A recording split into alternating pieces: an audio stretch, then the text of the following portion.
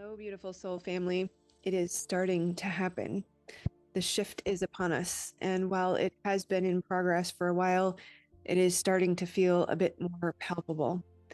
Welcome if you're new here. My name is Rebecca, and this is Monday Mastery, where I give you a take on my experience or my intuitive understanding of the energy that we've just experienced, along with a little guidance on how to move forward. Sometimes I will cover solar weather or astrology, not today. We had a pretty mild week, relatively speaking, with the solar weather, although we did have an influx in the last 2-3 days, but still very small.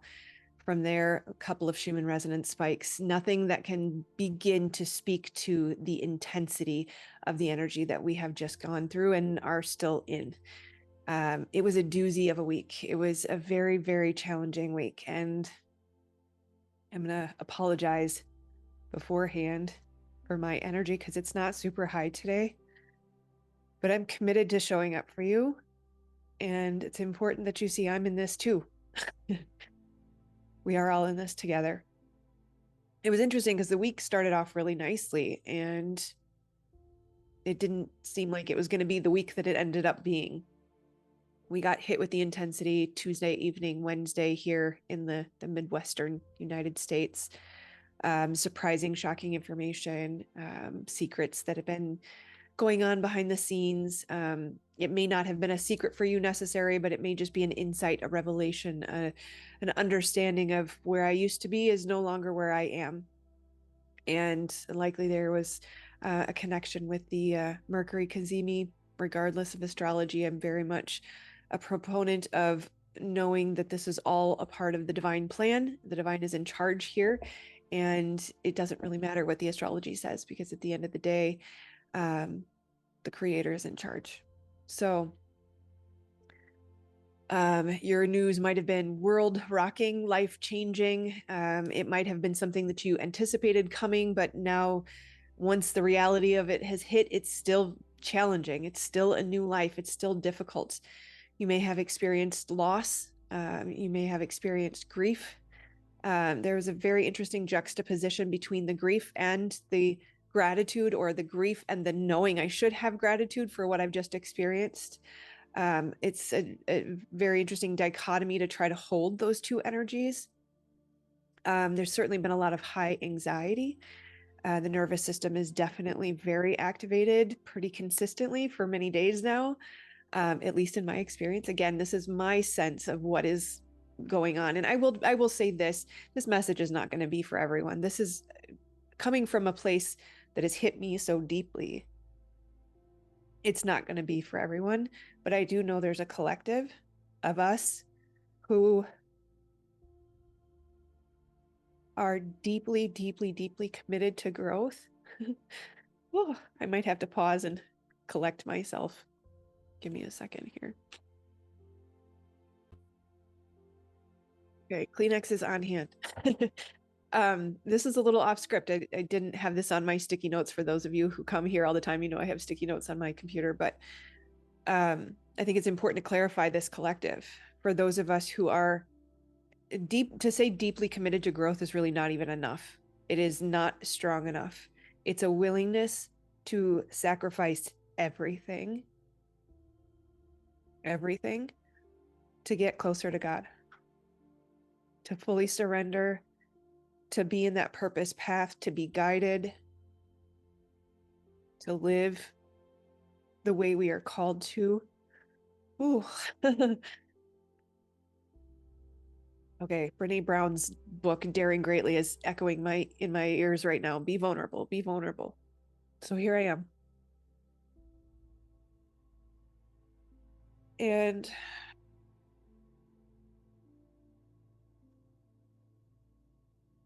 when you are committed to that path and you are transitioning from a place of not having been committed to that path, there's old that has to fall away.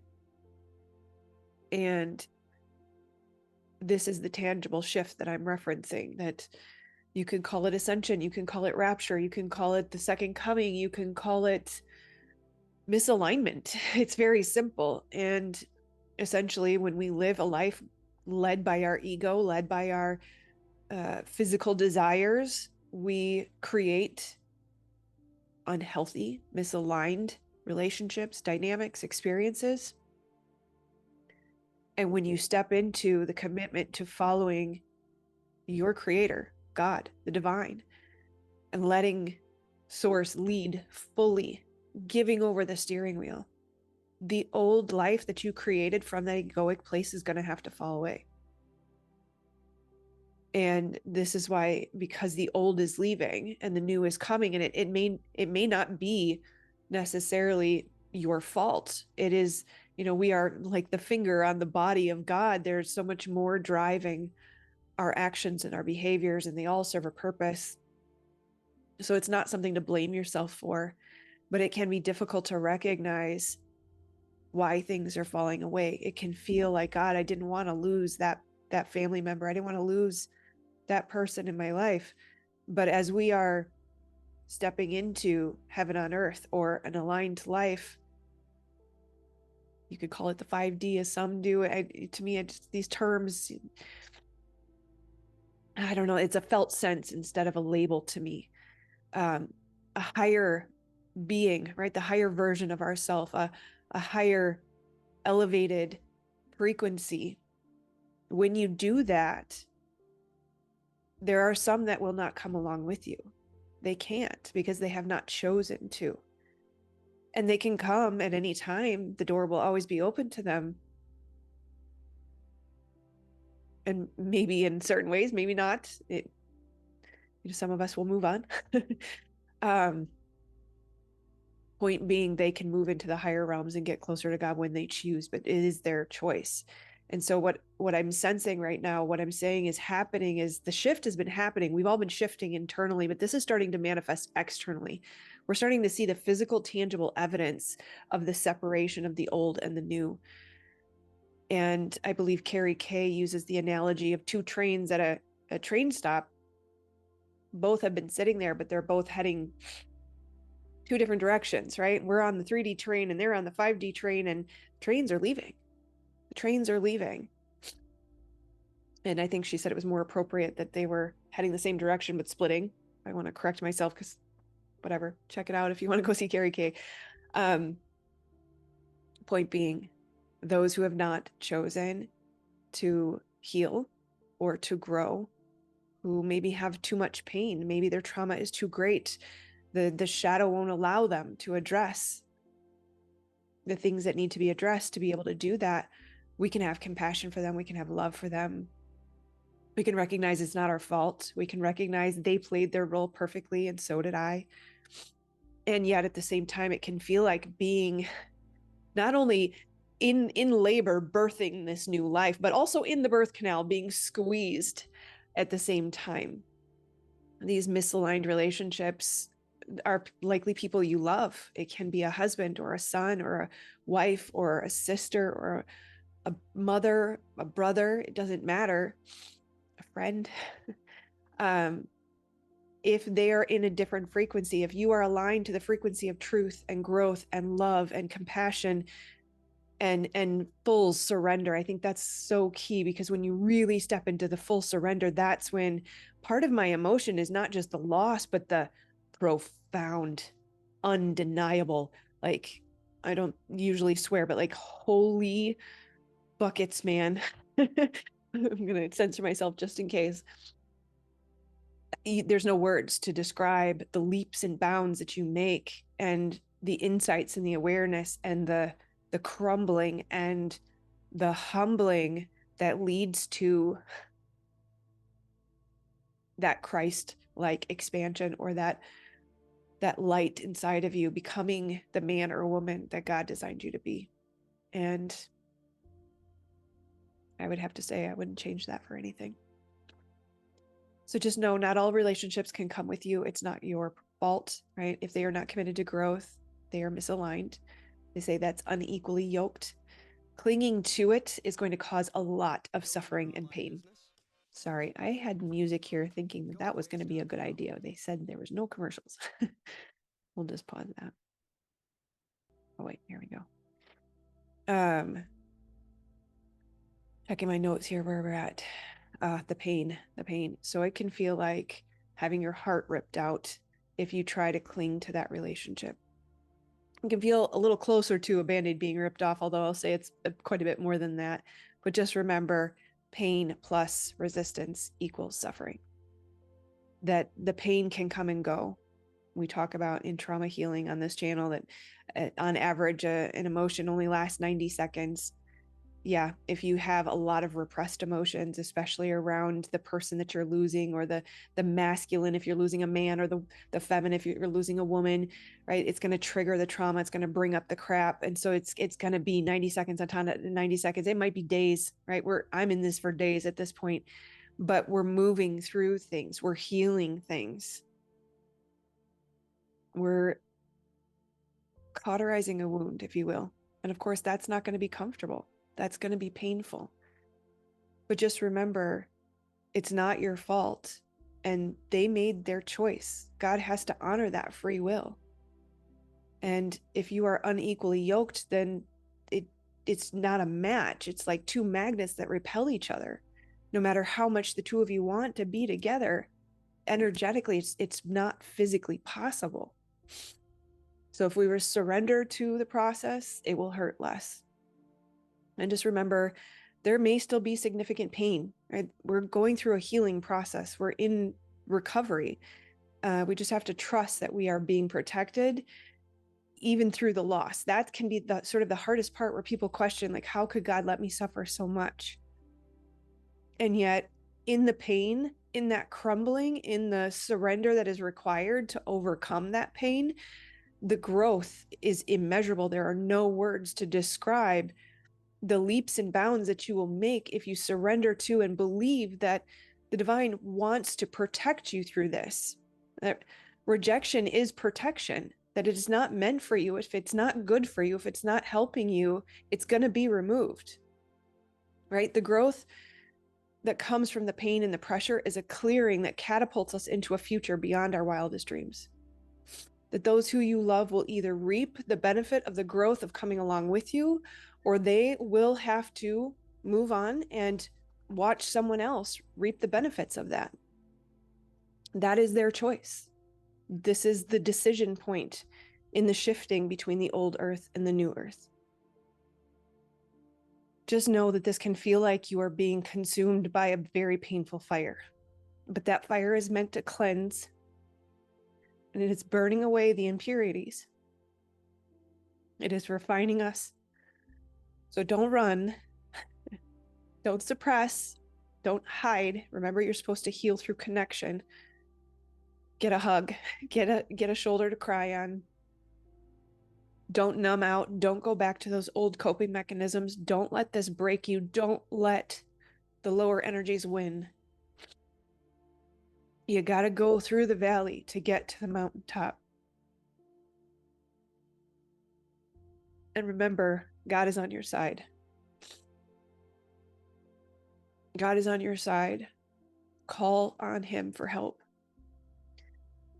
Ask for what it is you need. Start to really get intimately familiar with what it is you need, because many times we can think, oh, I just don't want to lose that person. But behind that is driven by the 6 other relationships that didn't work, and not feeling chosen, or whatever your theme or your story is.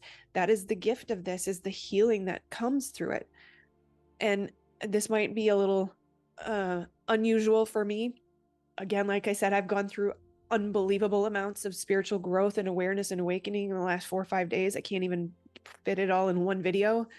I'm still integrating it, so I'm not in a place to teach it yet, but I will say one thing I feel comfortable sharing is spiritual warfare.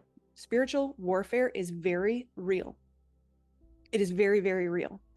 And what's really interesting, there's something coming through my head right now that I want to share. In the coaching world, there are many coaches who put on a beautiful facade, and it's effective because people are like, I want to be her. I want to be like that. And to some extent, leading by example is great. But if there's a lack of vulnerability, there's a lack of authenticity, it's misaligned for me. And so if you are someone who has viewed me as that, and I'm bursting your bubble right now, I kind of want to apologize, but I'm kind of not gonna. I'm sorry to disappoint you in the sense that I don't want to hurt you, but at the same time, I am being guided down a path that is rocking my world, and I have to honor every aspect of that. So I am still valuable, even when I show emotion. I am still a very good leader and a very good trauma healer, even if I have human moments. Anyways, what I was about to say before that, oh, so much coming through today. For a long time, I suppressed my emotions, so this is part of letting them come up. But in that, here's the connection. When you suppress the emotions, it makes it really difficult to see what you are really working with. So when I say spiritual warfare, this is why it makes me nervous when tarot card readers just call on spirit. There's a lot of freaking spirits. You can be calling on something not so great. In this process, what's being brought to light is the fact that there are a lot of different spirits that we have been influenced by unknowingly. And the beauty is they don't have control. When we recognize what is influencing us, what is impacting us, we get to command with authority, get out. And yes, coming from a spiritual background with spiritual or religious trauma, I'm hesitant of certain religious words that come to mind, but this one I think is important. Rebuke that spirit. Command with the authority of your God-given right to say, you will not influence me anymore. I think this is part of the big emotion. It's like, this is so powerful. And as an example in my own life, I would currently regularly rebuking the spirit of fear.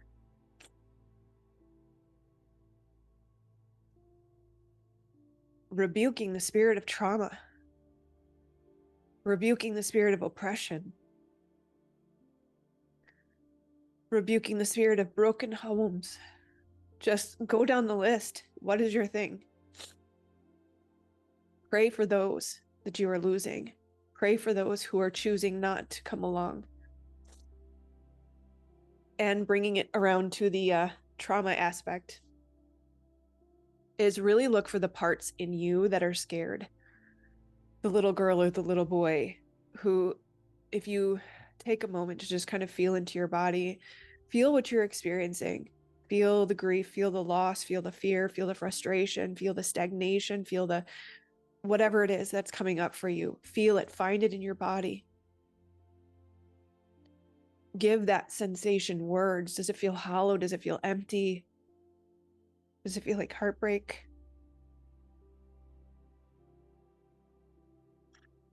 And after spending a minute with it and giving it words, ask, how old does this feeling feel? Like, really look for that part of you. What version of you is showing up, presenting, and asking for your support? When we talk about manifestation, yes, we are creators. We are made in the likeness of our creator. You have to be really careful to create through the divine's will and not your egoic desires. And in doing that, it's the unhealed parts, the shadow aspects of you that will ask for a manifestation that is driven by an egoic need.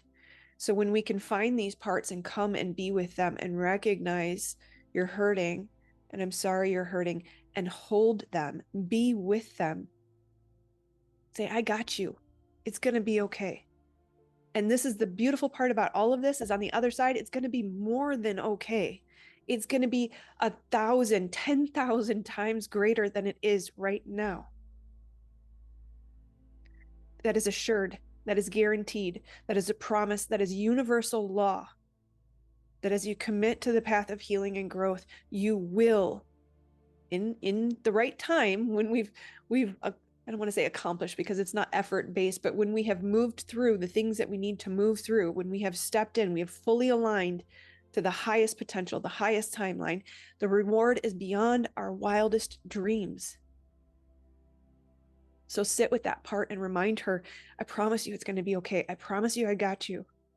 Because in the loss and the grief, the pain and the suffering, there can be a lot of words that come up and say, it was my fault, or I screwed it up, or they don't choose me, or they don't love me, or I'm not good enough, or that's abandonment of self. That is sending arrows at your own heart, at your own little inner child that desperately needs your support right now.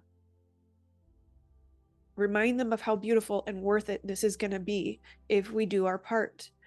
And part of doing our part is remaining in hope and faith and trust and surrender, knowing that this is part of the divine plan, and keeping positive thoughts. I'm not a proponent of toxic positivity. I'm not a proponent of spiritual bypassing. I am not a proponent of ignoring how you're feeling and telling yourself it's going to be fine. It's going to be fine. No, I am here with you, expressing what needs to come through right now as an example. You got to let it come through. You can say this hurts. You can say this is very painful. You can say this reminds me of the last time my heart was broken, or whatever it is. But you don't have to start making meaning for your future from that. This does not mean you will be alone forever. This does not mean you will be sick forever. This does not mean you will be struggling financially forever. This does not mean there is no forever. Nothing lasts forever.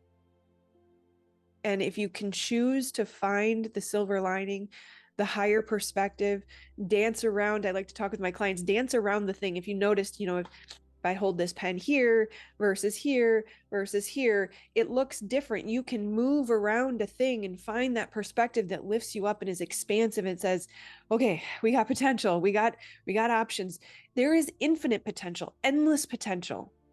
The creator of the universe created every single thing we see on planet Earth, including gold and silver that was in the Garden of Eden. There is not a single thing off limits. There is not a single thing that cannot be created for you if you are doing the work. It will come. I feel like I'm beating that dead horse now. So we'll wrap it up. Let the pain out. Remember, this too shall pass, and we will soon feel joy again.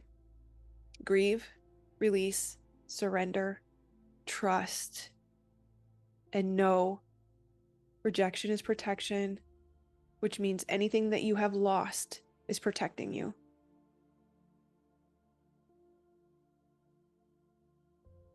And the final piece that, again, isn't on the notes that wants to come through is this is like the last, we're on the home stretch. I can see the finish line. I can feel into it. This tower moment, this is the thing that is the gateway to everything that we have been asking for. This had to happen to make space, because nature abhors a vacuum. And so it is universal law that as we release, we must receive. And it'll be better than you ever imagined. And finally, make sure you fast and pray. There is no faster way, no more effective way to receive guidance and clarity, to receive support, to know what it is you're being called to hear what it is that you are being asked to believe and feel and think. Fasting, especially because this is about a sacrifice of the physical. It is about a prioritization of your relationship with the divine and the highest timeline for all concerned. Again, I mentioned spiritual warfare. Prayer is profoundly impactful. Don't pray from a place of please, please, please, please give me what I want, but rather pray for the people who have hurt you. Pray for the people that you are losing. Pray for your family, your children. Pray for the world. Sounds like a beauty pageant. Pray for peace. Pray for guidance. Pray for provision. Pray for protection. Pray for yourself, that you become the person that God desires you to be. Pray unceasingly and fervently. Fervently, come to find out, means passionately. Like, pray with the deepest emotions in your heart, and know that your prayers are heard. It is impactful. It is effective. I love you, my friends. If you need any help with this, check out the shadow work video that I just posted this past weekend. I think that would be helpful in helping you understand how to address the things that are coming up and causing your pain. Share this with anyone that you think might benefit from it. stay tuned. There's a lot of interesting stuff coming through. I love you, my friends. Namaste.